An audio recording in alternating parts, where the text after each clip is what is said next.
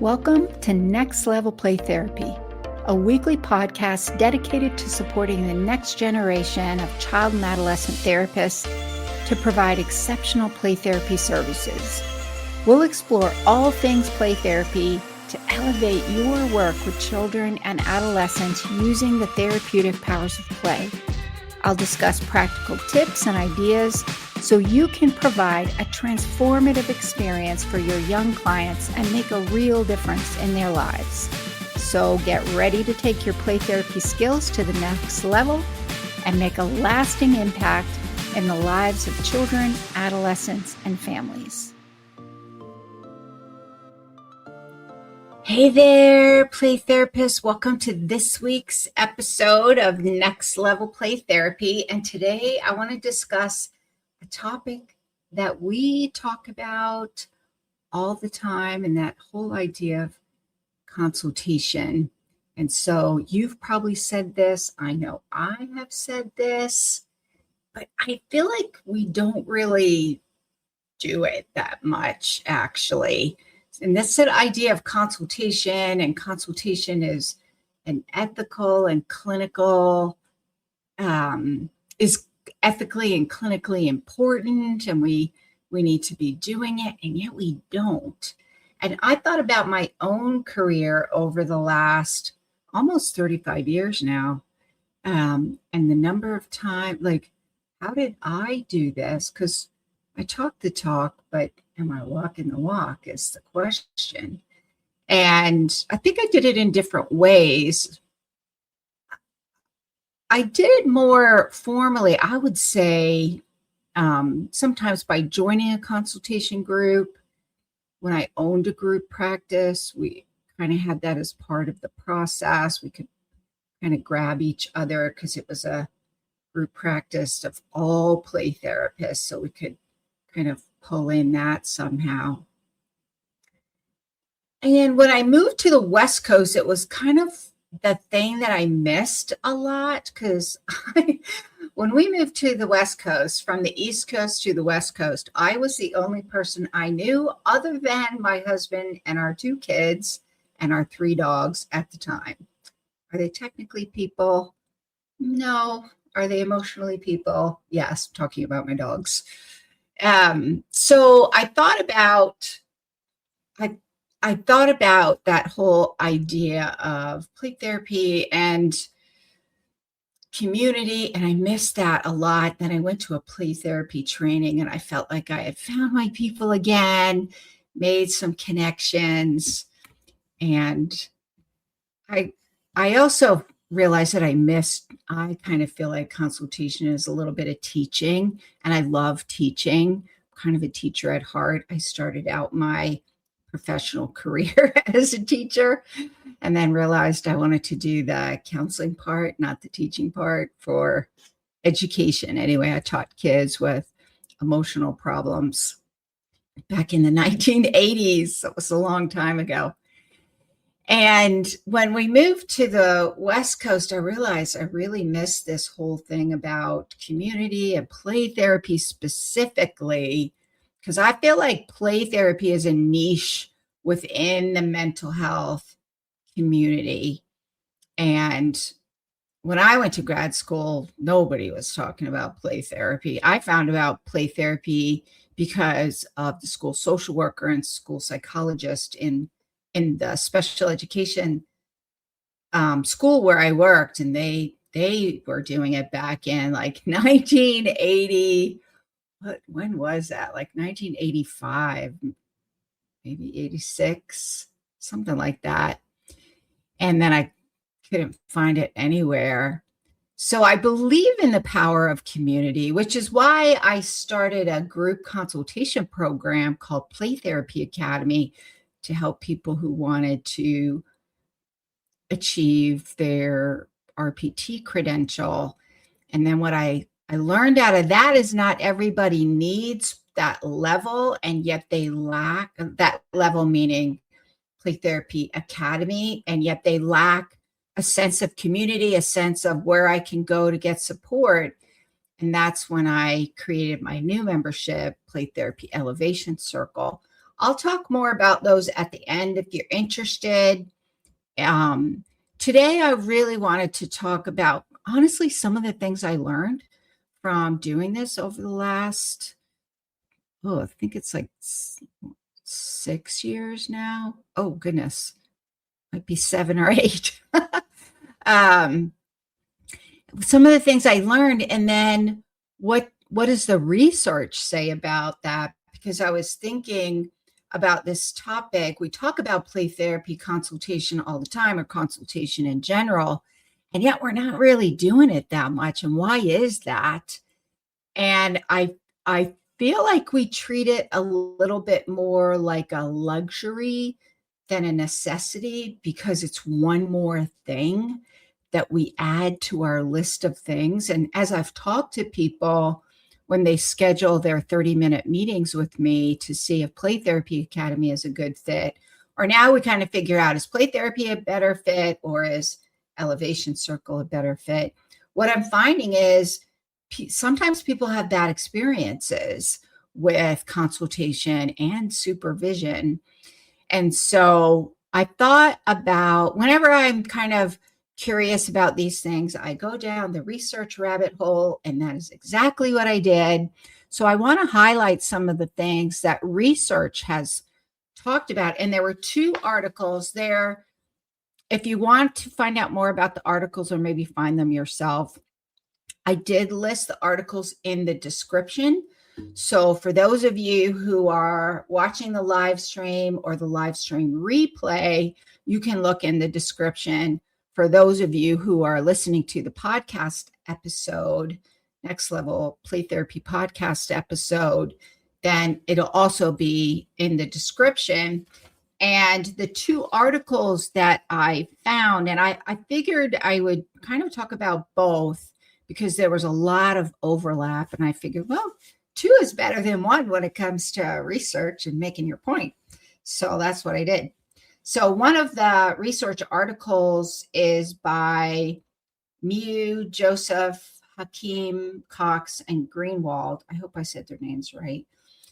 The article is from the Journal of Health Service Psychology from 2022.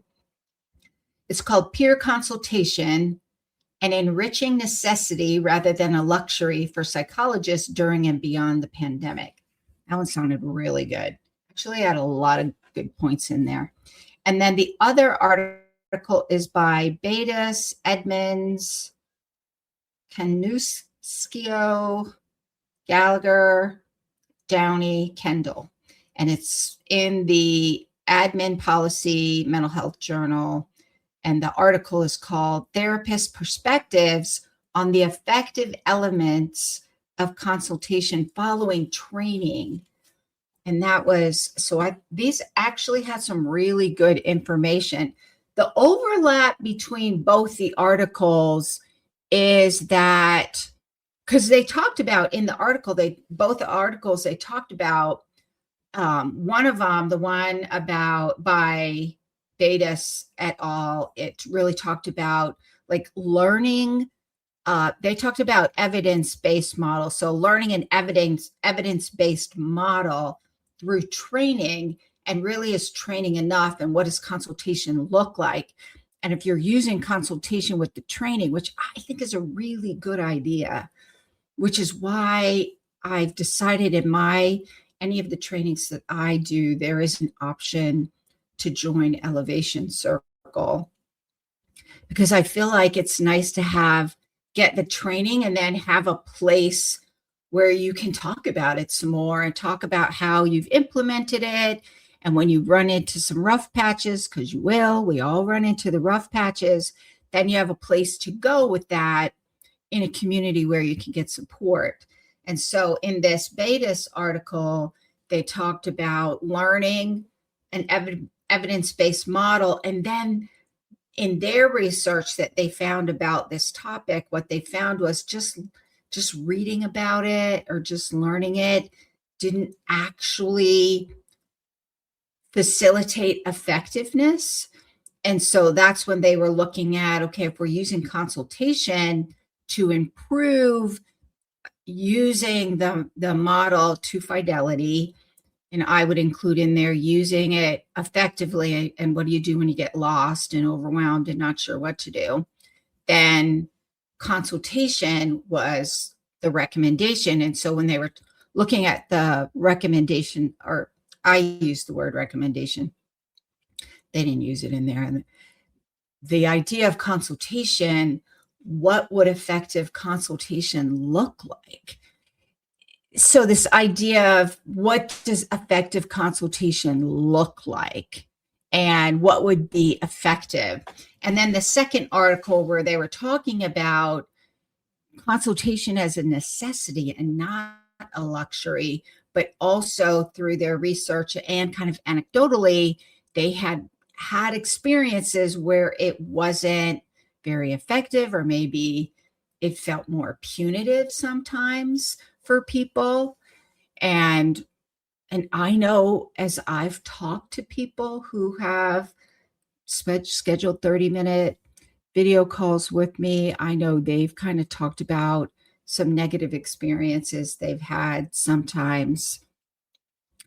So what I thought would be helpful is first talk about what does the research show, at least in these two articles, what does it show about what makes consultation effective? And so for those of you providing supervision and consultation, these would be things that would be effective as well. And then I want to talk about how do we take this from the wider mental health community of the research into play therapy specific consultation, and how to get the most benefit supporting each other in the play therapy field. What does that look like? What does consultation look like? Even I use this feedback to kind of help make sure from my membership programs, Play Therapy Academy and now Play Therapy Elevation Circle, that we're kind of hitting the mark. And I was happy to learn that we are hitting the mark. So that was good, which kind of went along with what people in those programs say, which is, yes, they are very helpful. And I would say if you ask anybody in Play Therapy Academy, which is my higher tier, more hands-on, more structured program to learn play therapy, and if anybody's interested in pursuing their RPT credential, it would be Play Therapy Academy, not Elevation Circle. One of the things they would say, even if I wasn't around, they would say it's the community. And oh my goodness, we had that experience in our consultation meeting last Saturday for the Saturday group. Even with all of my experience, one of the members presented a case and we were all like, oh my goodness, that one just is overwhelming. And this would be one of those cases you would be tempted to just write them off and try to get rid of them. I mean, if we're being really honest here, that's what we would probably try to do. And what I found to be so amazing, and this to me is community, when you have a group community versus kind of individual consultation, which is the power of all of I call it all of our brains together, where this person presented their case, I give my feedback, and then other people give their feedback. And when they give their feedback, that gets me to thinking, gives me some more ideas, which then gives other people more ideas. And then that gives the person presenting ideas. And by the end of it, I felt like we had something that might actually work to help out. We'll find out. And to me, that's what consultation can do. And that's what community can do. So for consultation to be effective, the research in these two articles identified 4 things. The 4 things being, it has to be ongoing for it to really, really benefit, not just one off. Although, sometimes all we need just to help us get unstuck, if you want to talk to a consultant and help get unstuck with that, probably 2 times is better than 1 time. And ongoing is what really helps to take your skills to the next level when you have ongoing support, because then it can help you get, this is my opinion, and this is what I've seen, it can help you get through each stage of the therapy process. For play therapy, how do you facilitate that healing using your specific model through each stage of the play therapy process? And to me, that's where, when it's ongoing, and for different clients, it might look one way for one client and another way for another client. So that ongoing element is one of the things that they found to be most effective. The other is that it's relational, because really, if we're going to open up and show our vulnerabilities as play therapists, then we need to feel safe, right? We're human. We say that about our clients, and we need it to be that way for us as well. We need to feel like it's not going to be punitive, or if I say something, I'm going to be judged, or if it's connected to my work and it's evaluative. I mean, there isn't, when you're in that licensing process here in the US, there is an evaluative aspect to it. In work, there is that as well. I mean, that's the role we have as supervisors, as opposed to consultants. So even in those cases, though, we need to make it relational.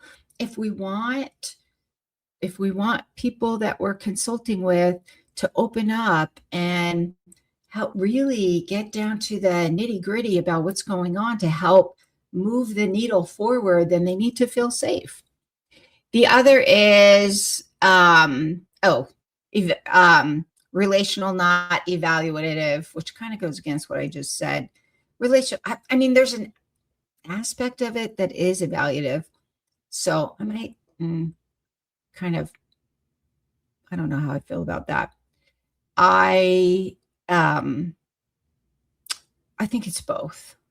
I probably will think about that a lot more after we end this broadcast today. And those of you listening to the podcast, I do think when it's relational, but it's a professional relationship, there are boundaries around it. But I think it's that idea of that we show up as human beings. And I think that creates safety when we can do that. And so that's the third thing. It needs to be safe and not performative. So we're not going to get anywhere if it's just superficial, in my opinion. And when I facilitate in Play Therapy Academy and Elevation Circle, we do real, and we make it a safe place.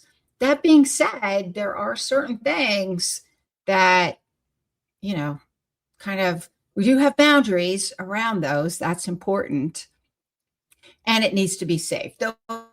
Those other things that I'm kind of hinting at, those are more, those don't happen very often. I think they're more rare.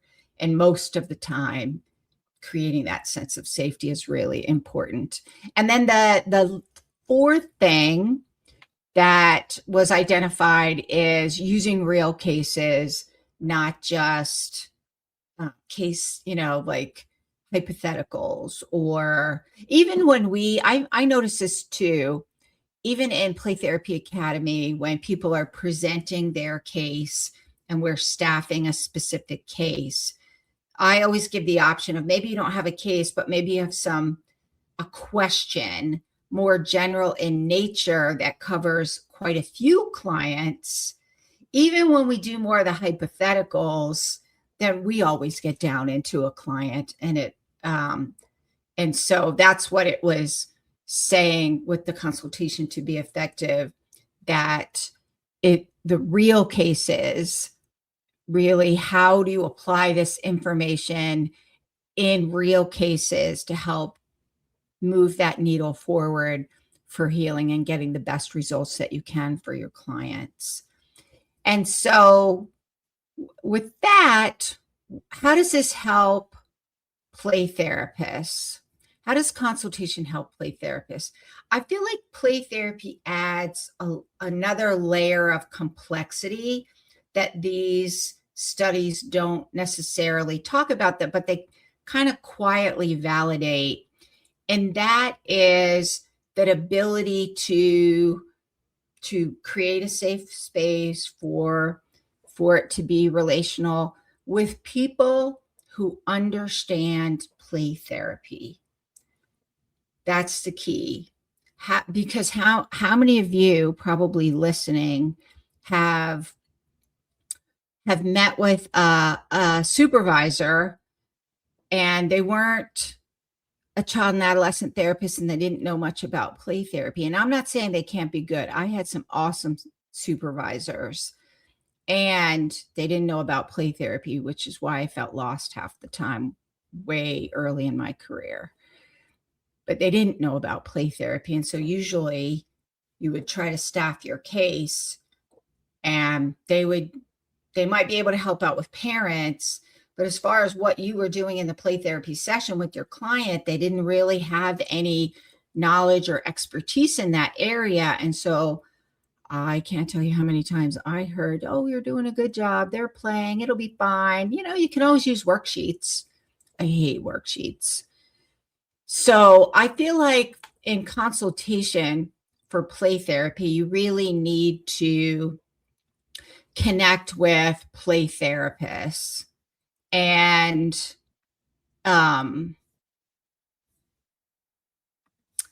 that to me is what will make it more beneficial. And then if you're using that consultation to help you figure out what to do in your sessions, moment by moment by moment, then having somebody or having a community specifically geared towards play therapists is really what's going to be beneficial, because play therapy isn't linear. Kids don't follow agendas. And so consultation in play therapy is going to help you decide when to follow the play, when maybe to gently structure what's going on in the playroom, or how are you co-regulating in the playroom? What is figuring out, how do I apply what the treatment goals are? What is that going to look like in the play therapy session? And so that is going to help you use play therapy more intentionally.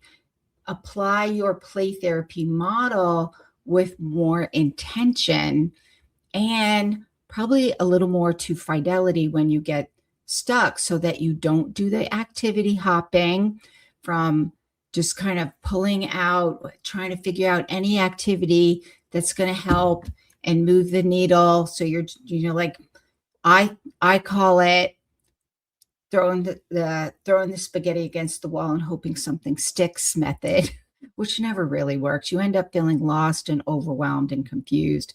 And then your imposter syndrome kicks in.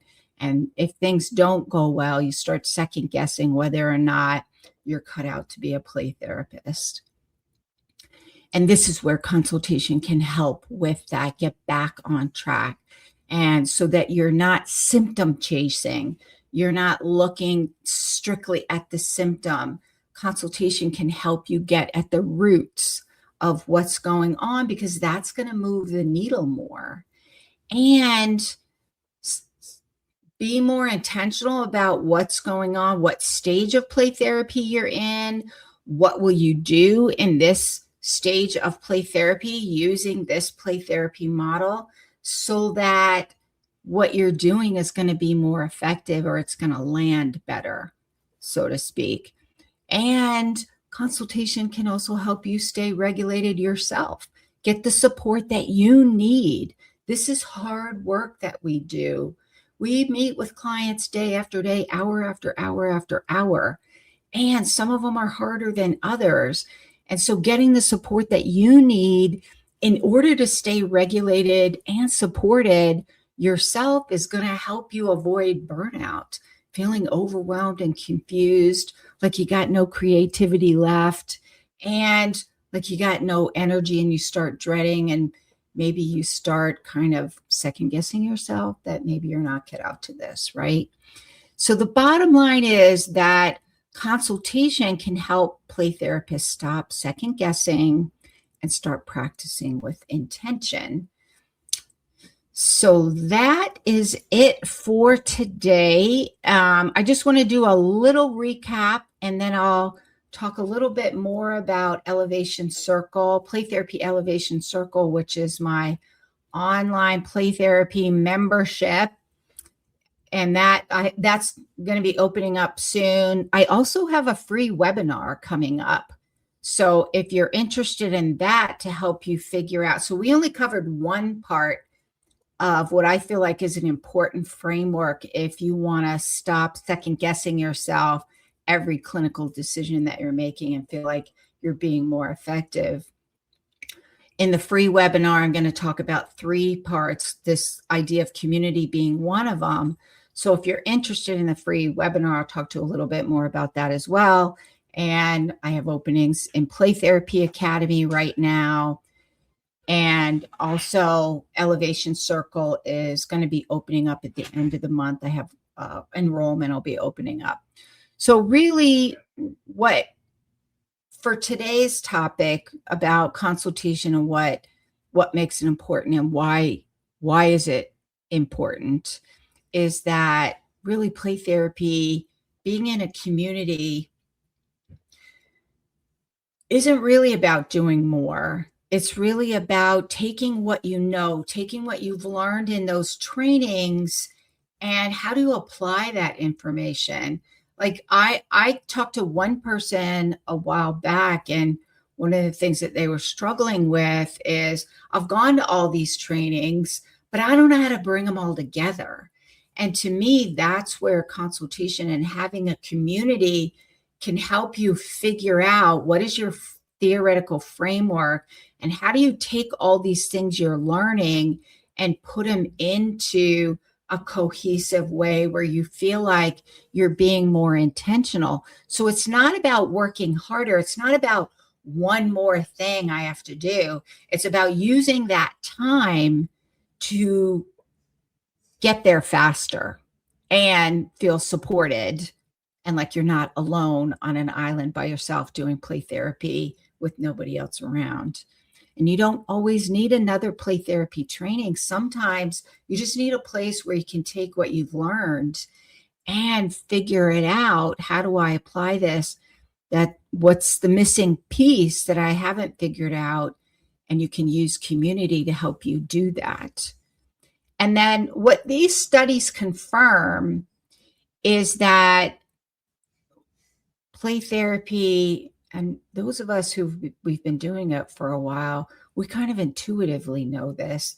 And the research the research validated, at least these 2 articles validated what we kind of already know deep down if you've been doing this for a while, or maybe you're a supervisor or a play therapy consultant or supervisor, is that really our competence grows in connection with other play therapists who get it, other like-minded play therapists who understand the therapeutic powers of play. And they understand play, so you don't have to explain it over and over and over and over again, only to have somebody say, oh, use a worksheet, that'll be fine.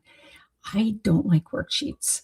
I mean, I have some, but I use them as a kind of stepping stone for more experiential things if I'm being directive, depending on what I'm working on. And then confidence really grows when you have a space where you feel safe and connected to be real, to reflect on what you've been doing, what's going on, having that dedicated time and space where you can take a step back, do a little reflection, and then come back and figure out how to put all the pieces together. And that really sustainability, doing this for the long haul, is really about being in a community to get the support that you need So when you're feeling a little burned out and overwhelmed and second guessing yourself, and you're thinking maybe you weren't cut out to be a play therapist, you have a community that kind of help you look at things differently, help you get unstuck, help you figure out where you might be missing the mark in a safe way, because we all miss the mark sometimes. Constructive feedback, when you're comfortable with the people, can be really useful. And that's how we move the needle. That's how we move forward. And so when we look at it that way, consultation isn't a luxury. It's really a necessity. It's something that can really help us to be better therapists, to provide better play therapy services, to stay in there for the long haul, and to not feel like we're doing it alone. So if you're interested in being part of a play therapy community, I do have some openings now. Especially if you're interested in your RPT credential, Play Therapy Academy would be the program that you're interested in. And I have openings now, so I'm meeting with people and seeing if it's a good fit for them. Schedule a 30-minute video call with me. Hop over to my website at rhplaytherapytraining.com. That's rhplaytherapytraining.com, Renewing Hearts Play Therapy Training. And hop over to the consultation page. You'll see Play Therapy Academy. You'll see Elevation Circle. In Play Therapy Academy, you can find out more about it there. Schedule a 30-minute video call with me, and we'll see if it's a good fit for you. Maybe Elevation Circle is a better fit for you. And Elevation Circle, you can get on the wait list for that just to find out when it's open. It doesn't obligate you to anything. You just get notified so you don't miss it. Enrollment for that's going to be opening up at the end of the month. And so if you don't want to miss that, then definitely get on the wait list. And I have, because I feel like community is just one part of the framework that kind of moves the needle. And for those of you interested, we're putting the links in the comments. And if you're interested, I have a free webinar coming up. The free webinar is called How to Provide Play Therapy Without Second Guessing Every Clinical Decision, Even Complex Cases. I talk about a 3-part framework that can help you guide that, move that needle for you. And it's applicable no matter what your play therapy model is. So if you're interested, then registration for that is open. It's going to be happening on Sunday, January 25th in the afternoon for me here in the on the West Coast. Sign up, register for the free training. And if you have questions, feel free to message me and check the links in the comments. And I will see you next week. Bye for now.